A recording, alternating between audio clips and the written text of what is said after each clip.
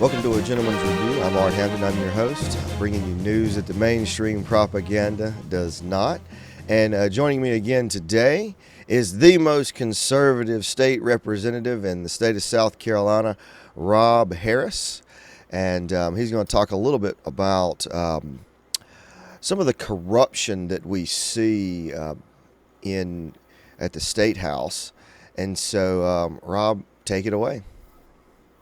Right, and we're just going to talk about some of the corruption because we don't have enough time in one segment to talk about all of it. But some of the most important things are, for one, when I first got elected back in 2022, start of the session 2023, they tried to immediately have us sign a loyalty pledge. It was basically an incumbent protection plan. Speaker of the House and leadership tried to have us sign that we would not endorse or campaign against other sitting members of the state house that are Republican, and that was for the caucus. And so, we didn't like that. I mean, like if there's a really good candidate comes up, we have to be silent about it in some other district. So of course, we weren't comfortable with that.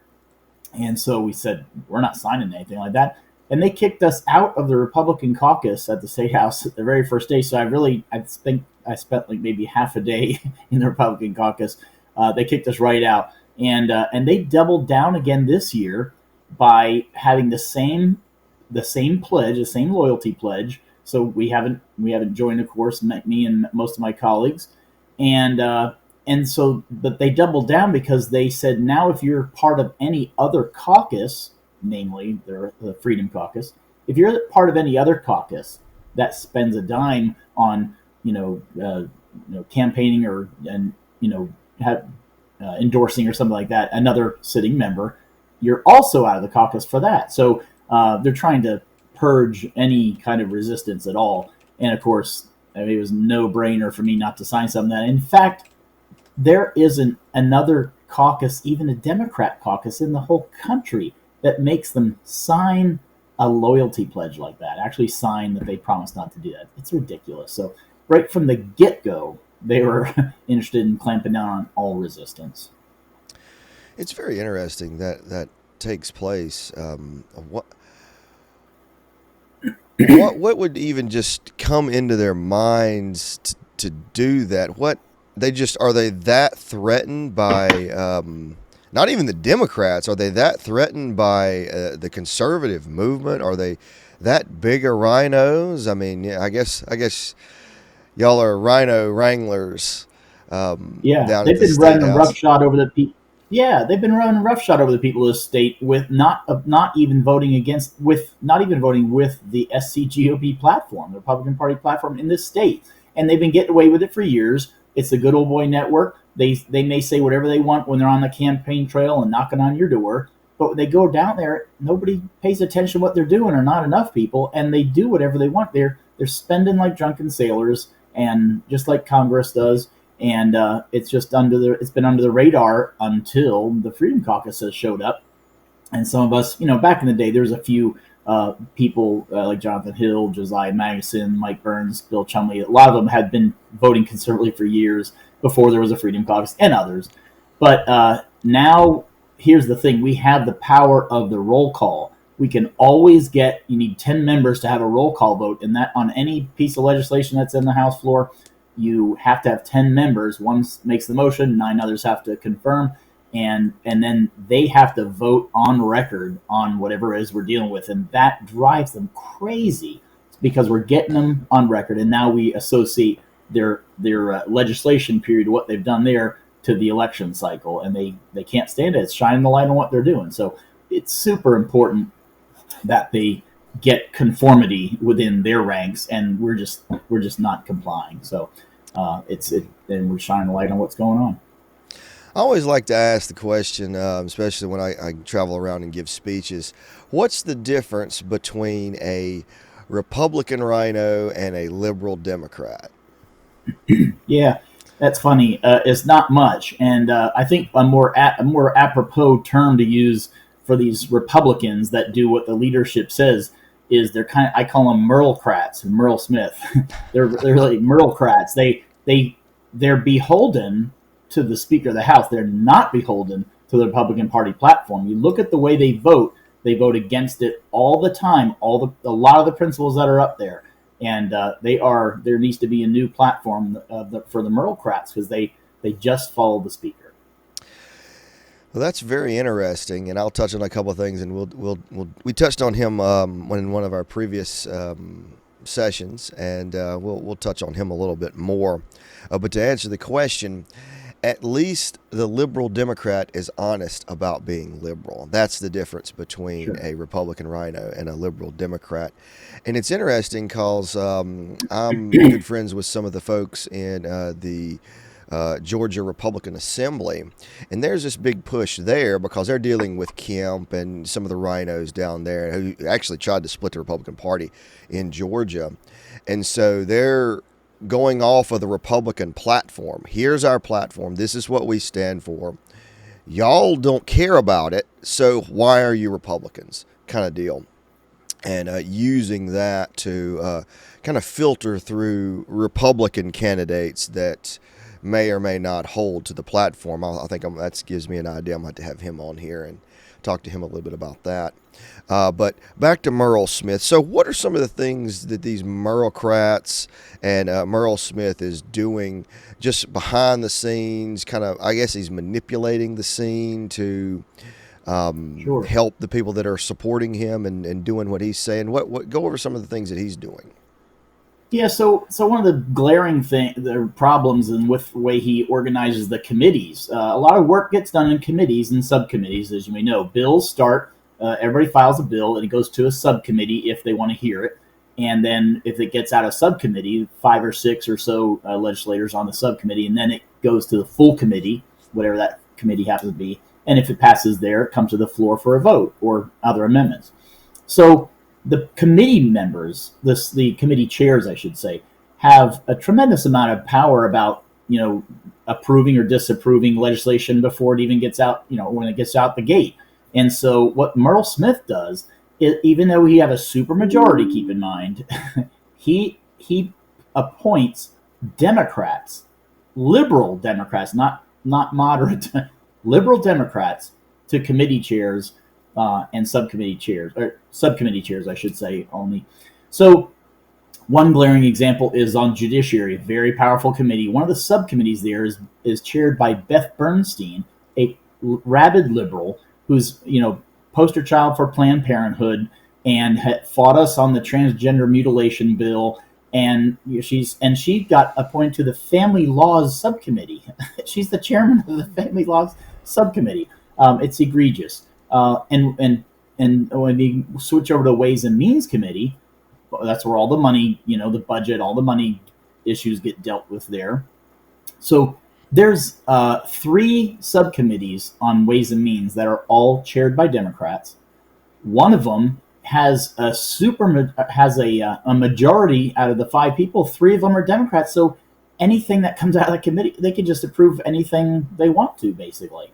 So I don't understand that why he, with a supermajority, he doesn't need to appoint Democrats to leadership positions. It's unconscionable. One of the other subcommittee chairman is Neil Collins, and he actually endorsed and campaigned for Russell Ott, a Democrat senator. He actually campaigned for and endorsed a Democrat senator, and he's chairman of one of the subcommittees.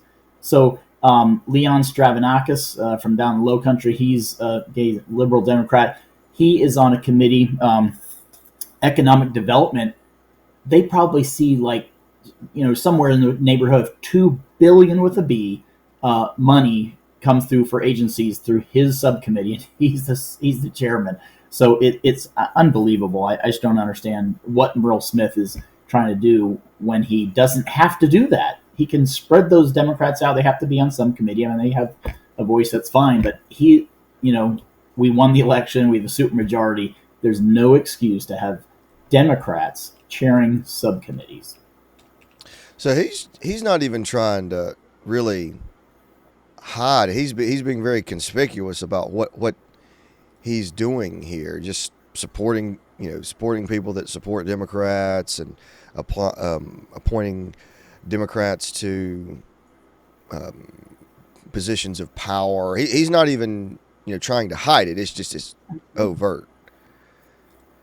Yeah, it's nothing new. He did it last time too, and so even though we had put somebody, a true conservative, Bill Chumley, who's been there voting conservatively for years, a true conservative, we put him up as speaker, a race against speaker, like I think I mentioned last time. We had a historic amount, 17 votes for that. Everybody, all these Republicans had an option to replace Merle Smith and get someone who wouldn't do something like that. They know exactly what he's going to do, and they voted right along with him. Like I said in another session, he controls legislators by many different means. One is who gets committee appointments, who gets their bills heard, who gets to be considered for a judge, who gets their earmarks paid, and there's all kinds of ways that Merle Smith, the Speaker of the House, keeps control over everybody. And that these committee assignments are just one, and it's unconscionable why he would do that, put Democrats as sub chairs. Especially with a Republican supermajority. Why would he even consider a Democrat? I guess it just shows his true colors. And, most people don't even know what he's doing, much less, a lot of people don't even know who he is, much less what he's doing. And that's kind of sad. Yeah, another way that he also tries to control the flow of policy and keep everybody under his thumb is that there's a committee on rules, right? And rules is, if you follow anything with what's happening up in Congress and things like that, what you agree to as rules when you start the session are a big deal. And last time in the middle of the session, the rules committee met, and we got wind of it. A couple of us went to the meeting, took pictures, took video, and shared that with our grassroots. They tried to silence our voices through rules. Okay, so never mind, we don't get a committee assignments. Never mind, we don't get our earmarks paid for all that stuff. They tried to silence us by adjusting the rules, how we operate on the floor, and one being getting rid of the motion period. That's if everything happens, they don't hear your bills, you're going along, and you really want something heard. There's one opportunity during the motion period, and if you watch them if you watch online, they blow right through the motion period and doesn't even look up to see if anybody wants to make a motion. They try to skip right over that part, but technically it's still there. You can holler and make it, hey, I want to move that we pull this parental rights bill out of committee and deal with it on the House floor right now. It's the last opportunity for any legislator to have a voice right in their district, and so they wanted to try to remove the motion period. That's one thing. It doesn't get used too often, but it's there. Here's the other thing, the most insidious. They wanted to try to adjust the rules of cloture. That means hey, there's 50 amendments on the thing. This is going to take us all day. Let's invoke cloture. Everybody agrees. Okay, fine. We'll just deal with amendments that are on the floor that filed so far, and that's fine. That happens from time to time.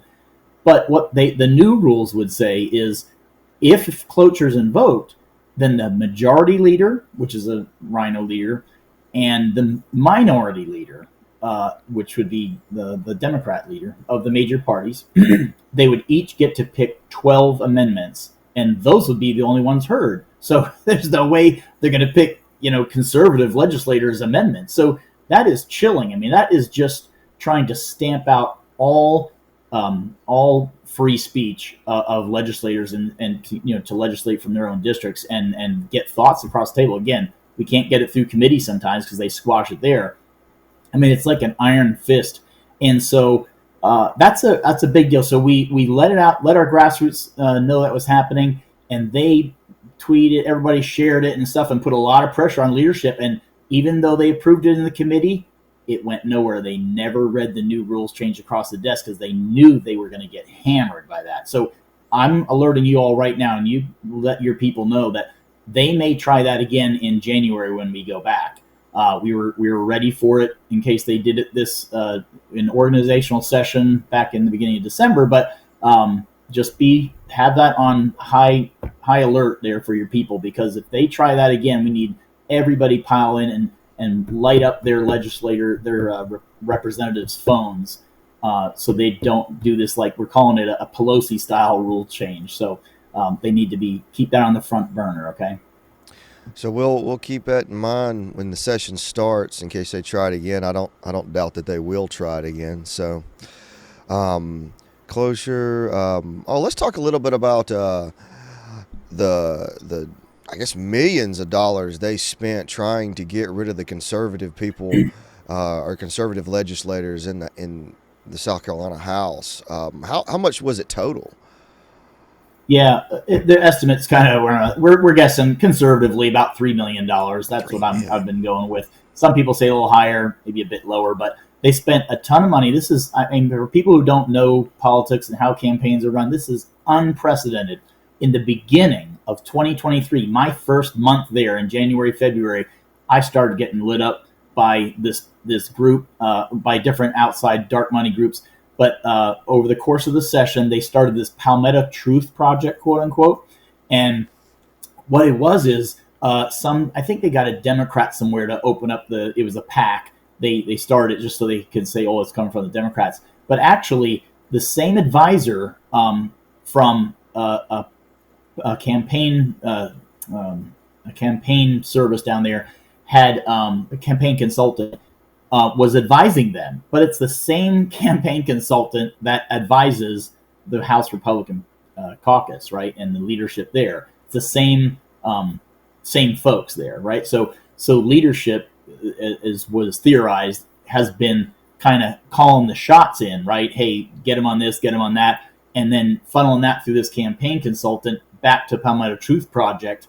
And so they were getting them to do their dirty work against us. We know it's coming from leadership. So all the hit people, and it happened during the primary. I mean, they spent tons of money.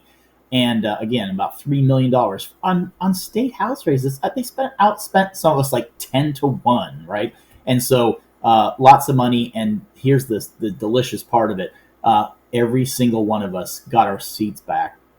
Some of us crushed our opponents. I won the first time I ran by 8%. Next time, 18.5%. Josiah Madison, I think, won by like 73%. I mean, we crushed our opponents, even though all those attack ads were coming out. And so that's just a big black eye on leadership. But they spent. This is like a state house race. This is unprecedented. And my campaign consultant, he gets some advice from him, and he's like, don't really know. I've never seen it like this before in South Carolina, where they would go to such lengths to eradicate the most conservative members of the entire state house. It's unbelievable. So, I mean, I'm undeterred. Just it fires me up to be in this fight. So, and I feel like my colleagues are in the same way. I mean, I get hammered all the time. People making stuff up. But that means they're scared, and we're over the target. And I'm not backing down one stinking inch. It invigorates me, in fact. Absolutely. I mean, you don't go after someone that is ineffective. You don't go after someone that's not doing anything, and that's in anything. If they're targeting you, that means you're effective. That means they see you as a threat. Because if you're not a threat, they don't do anything. And you see that in sports. If someone's hot, they double team him. They position, their defense around him or their offense around him so that they can do something to deal with what he's doing, because what he's doing is effective. The people that aren't effective, they don't care about. And that's what I see here. And that's what I've seen, working for the John Birch Society. They target us. They target us with slander. They target us with different things because we were so effective. And that's typically what they do, to try to, call you names and stuff, whether it's, oh, you're racist, oh, you're an anti-Semite, oh, you're this, oh, you're that, because they got nothing else. Typically, that's what it is. And I've seen some of the stuff that they said about you with the true pro-life bill. Some of the things that they said about y'all was just heinous, absolutely heinous. And it's like, really? Oh, God. Sorry about that.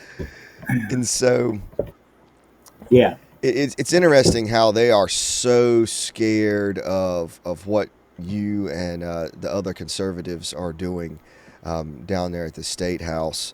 So what are some of the other ways that you see? What are some of the other things that you look to see happen that you're going to be trying to support and in this next session? What's the strategy going in? Well, I mean, when this happens, we get all this kind of pressure, and again, it's already happening. Session even hasn't even started already with organizations. This whole fight. One thing about the rules, another about the speaker race. They're already sending attack ads at it, and we haven't even started session yet. So you know what we do? We double down. That's how we prepare. We're going to be all over the legislation that's coming through the committees. I mentioned last time that people need to avail themselves of Jonathan Hill's bad bill sheet, and that is one way to watch. Like he's like a super hawk about what is bad, unconstitutional, grows government, limits freedom, different things like that. And it's imperative that your folks who hear this get that information in their hands. They have to go to his Substack at Bad Bill Sheet, Jonathan Hill. You got to find him on there on Substack and subscribe to that, because that would put right in your hands exactly why these bills are so bad. You need people like us there. I know we're not. Politics is a numbers game. I know that. But you need people to say no to stuff. You need people to stop the craziness that these imposters are trying to shove down South Carolina citizens' throats. So you need us there in the trenches. We're going to double down on our veracity. We're going to double down on our awareness of what they're matriculating through committee, and try to just throw roadblocks on every step of the way. The budget's coming up again this year. You know, that's always a crazy time, and we're going to be on that like white on rice. So we're doubling down. That's how we're preparing for the next session, really, because this is going to be just continue to shine the light even brighter on what they're doing. Yeah, and there's always pork in the budget, and it's so crazy how they can pass these bills that are just astronomical. I mean, spending like a drunken sailor, like you said. And one of the things that I figured out how they can get these bills passed is because nobody likes everything in the bill. But what they do is they give each person a little piece of the pie. Oh, you get this. Oh, you get this. Oh, you get this. Oh, you get this. And then they all vote for it. And then it's just this humongous monster that nobody really likes, but everybody's voting for it because they got their little piece. And it's crazy because it's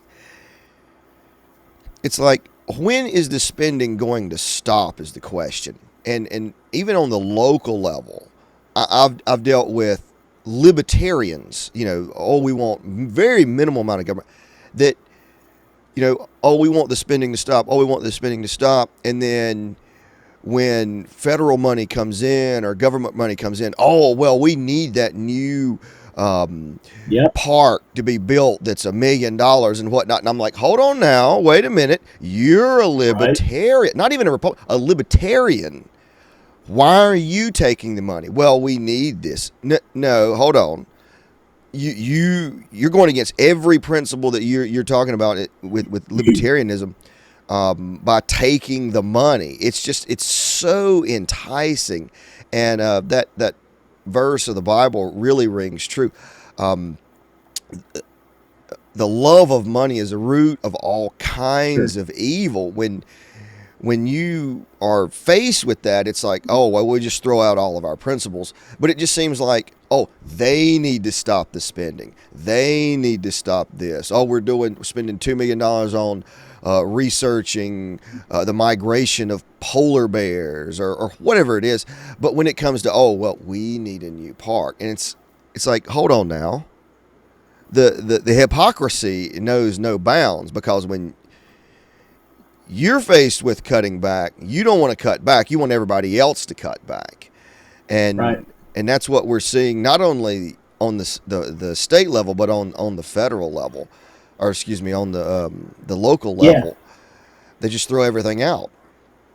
And you mentioning God's word is we could do a whole segment on what is the responsibility of a legislator in God's eyes, and the civil versus the ecumenical, the ecclesiastic division there. What's a legislator's role as a regular person who believes God and understands moral law? You know, a lot of our law is built on God's word, clearly, and so people are just so really out of touch with why bills are bad. As I mentioned, Jonathan Hill's bill. If you start getting that, it'll start to open your eyes about, wait a minute, God is no respecter of persons. We can't make a bill where a few capitalists get access to a market and everybody else is out of it. That's crony capitalism. God's no respecter of persons.